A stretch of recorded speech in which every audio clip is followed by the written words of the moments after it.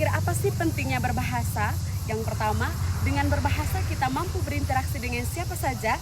Dan yang kedua, dengan berbahasa kita akan mampu melihat dunia secara lebih luas. Yang ketiga, dengan berbahasa kita bisa berpikir jernih dan logis. Hai, saya Maria Frendera Luhu, Program Studi Pendidikan Bahasa dan Sastra Indonesia, Unika Santo Paulus Ruteng, mahasiswa semester 4 tingkat 2. Pada kesempatan yang sangat bermanfaat ini, saya ingin menjelaskan satu tema yang paling menarik, yaitu strategi pembelajaran keterampilan berbahasa. Nah, ini merupakan suatu keterampilan yang harus dimiliki oleh peserta didik maupun pendidik itu sendiri. Mengapa demikian? Karena dengan kita memahami strategi keterampilan berbahasa, maka wawasan kita, pengertian kita akan bahasa itu sendiri juga semakin baik, dan konsep pembelajaran di dalam kelas juga semakin efektif dan maksimal. Di dalam strategi keterampilan berbahasa, kita harus memahami 4 aspek utama. Yang paling pertama, keterampilan menyimak. Yang kedua, keterampilan membaca. Yang ketiga, keterampilan berbicara. Dan yang terakhir, keterampilan menulis. Nah, sebelum kita melangkah lebih jauh, saya ingin menjelaskan dulu secara sederhana kira-kira apa sih bahasa. Nah, menurut saya, bahasa adalah bentuk komunikasi, ungkapan kata yang kita gunakan dalam kehidupan kita sehari-hari. Sebagai warga negara Indonesia, saya menjunjung tinggi bahasa yang saya gunakan, yaitu bahasa Persatuan Indonesia. Untuk itu teman-teman, mari kita simak selanjutnya. Yang paling pertama, keterampilan menyimak. Nah, mengapa kita harus menyimak? Pertama, sebelum kita berbicara, sebelum kita menulis, sebelum kita membaca, otomatis kita harus mendengarkan dulu kira-kira apa yang disampaikan oleh pembicara. Apa yang dia sampaikan. Nah, ketika kita mampu menyimak, maka kita bisa mencatat poin penting apa saja sih yang sudah kita dapatkan dari pembicara itu sendiri. Untuk itu, belajar menyimak adalah hal yang paling penting dalam keterampilan berbahasa itu sendiri. Kita sebagai pendidik dan peserta didik di dalam kelas, dalam proses pembelajaran harus bisa menerapkan keterampilan menyimak. Peserta didik harus bisa menyimak apa yang disampaikan oleh pendidik. Pendidik juga harus mampu menyimak apa yang disampaikan oleh peserta didik itu sendiri. Yang kedua, keterampilan berbicara. Ini sangat penting juga dari menyimak tadi. Mengapa demikian? Karena kita bukan hanya sekedar mendengarkan, tetapi kita interaksi adalah komunikasi dua arah antara pendidik dan peserta didik. Nah, setelah kita mampu menerapkan keterampilan berbicara di dalam kelas, maka dengan sangat mudah kita menyampaikan ide, menyampaikan pikiran kita, menyampaikan sanggahan atau bisa berpendapat antara peserta didik ataupun peserta didik dengan pendidik. Untuk itu, kita sebagai pendidik dan peserta didik harus tetap meningkatkan kualitas kita dalam berbicara. Yang ketiga, keterampilan membaca. Kita akan mengetahui banyak hal dari kita membaca. Tanpa kita membaca, maka kita tidak akan pernah tahu seperti apa situasi dunia sekarang. Apalagi kita sebagai anak yang bisa menjadi generasi penerus bahasa dan sastra Indonesia, kita wajib membaca.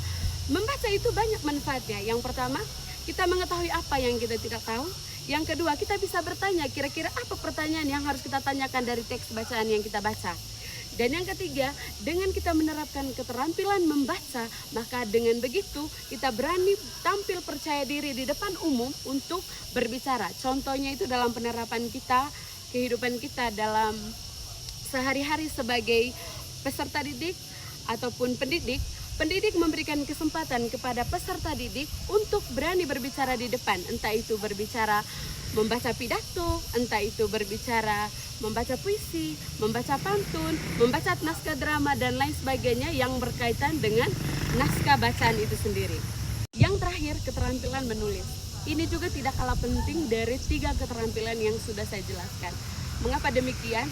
Dengan menulis, kita sebagai manusia akan hidup 2 kali. Karena kenapa seperti itu? Walaupun kita mati, tetapi kita tetap hidup oleh karena tulisan kita. Karena kenapa demikian? Karena jejak digital kita itu tidak akan terhapus sampai kapanpun.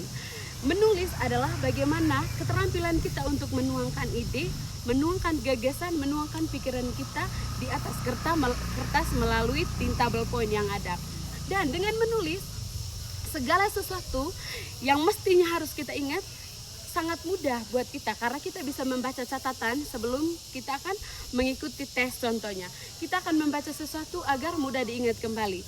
Nah, menulis itu adalah dokumentasi penting yang harus diterapkan oleh peserta didik dalam kegiatan belajar mengajar. Nah, pertanyaan yang terakhir, bagaimana relevansinya keterampilan berbahasa Indonesia dalam kehidupan kita sebagai orang manggarai saat sekarang? Oke, saya akan jelaskan yang paling pertama. Relevansinya, contohnya di dalam sekolah ada mata pelajaran yang berkaitan dengan muatan lokal. Nah, di dalam muatan lokal ini kita berbicara tentang kebiasaan kita di dalam suatu daerah kita menggunakan bahasa daerah. Hanya saja bedanya bahasa Indonesia menggunakan bahasa Indonesia. Ketika kita lari ke bahasa daerah kita, yaitu daerah Manggarai, berarti semua bahasa dari bahasa Indonesia itu kita terjemahkan ke dalam bahasa Manggarai tanpa mengurangi arti dari keterampilan berbahasa Indonesia itu sendiri. Contoh yang pertama, di dalam kebudayaan kita, budaya Manggarai, kita ada namanya tarian caci, tarian congkasai, terus penti. Nah, di dalam penti itu ada berbagai banyak torok yang dilakukan oleh orang tua. Nah, torok itu merupakan suatu keterampilan berbahasa, suatu keterampilan berbicara, bagaimana orang tua membicarakan itu melalui torok. Dan saya rasa seperti itu untuk keterampilan berbicaranya kalau diterapkan di dalam kebudayaan kita Manggarai. Lalu yang lain-lain seperti yang saya sudah bilang tadi, bahwa ada banyak sekali keterampilan yang sudah kita terapkan dari 4 aspek utama dalam keterampilan berbahasa itu sendiri, kita terapkan di dalam kehidupan kita setiap hari sebagai bagian dari kebudayaan Manggarai itu sendiri.